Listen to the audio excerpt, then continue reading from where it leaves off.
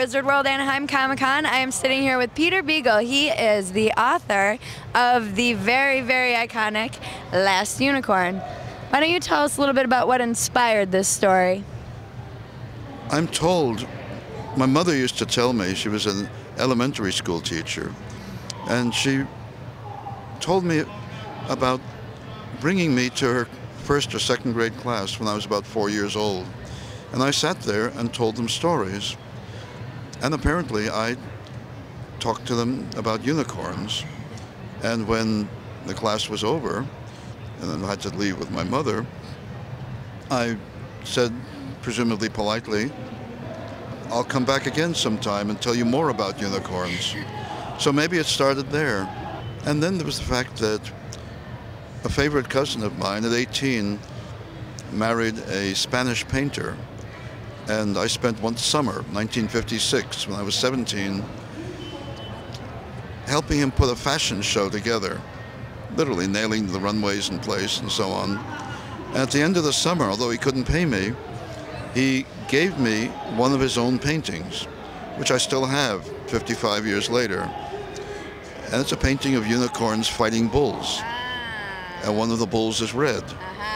So it may go all the way back to that.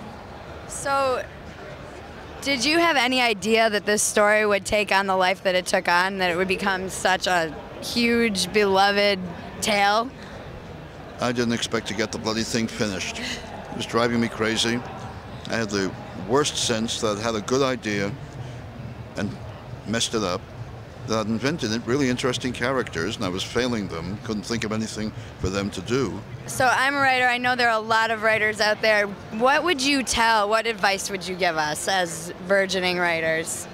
At this point in my life, the only thing I know to tell younger writers is show up for work. Yeah. Just sit there and get it done, even if it's terrible. Okay, you'll do it better next time.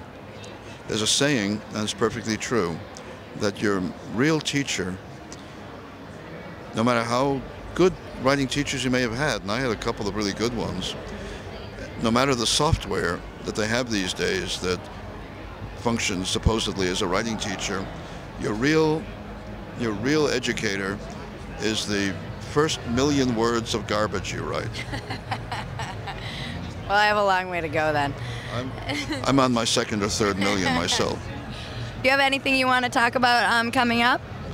There's several things. I want to finish a novel this year called Summerlong, which is very nearly done. It just needs one more pass through it. And there's a young adult novel in the works called I'm Afraid You've Got Dragons. Cool. And again, that's almost done. Just needs another pass. I think dragons are the next vampires, personally. That's my theory. Well, in this world, although there are still large, dangerous dragons, for the most part, dragons have become vermin. They get into, they get into your walls. Then you have to call the dragon exterminator. And the hero was a young man who inherited the business from his father. Oh, cool. He hates it. Not only is it the lowest rung on the social ladder in his village, but he likes dragons. He's even sneaked a few of the little ones home. It's a family secret. They hide them when people come by. And his mother has great visions of him being a hero. She knows he'll be a hero. All he really wants to be, his idea of a real life, would be being the personal valet of someone like, well, he couldn't imagine a king, but a duke maybe. Cool. A duke's valet. But a hero? Just trying to stay out of the way. Well, I know I'm looking forward to it, and probably all of your fans as well. Thank you so much. I really, really, really am honored to sit down and talk with you. It was one of my favorite movies growing up, and still is. So we look forward to more from you, and thanks a lot. It's been my pleasure. Thank you for doing it. Thank you.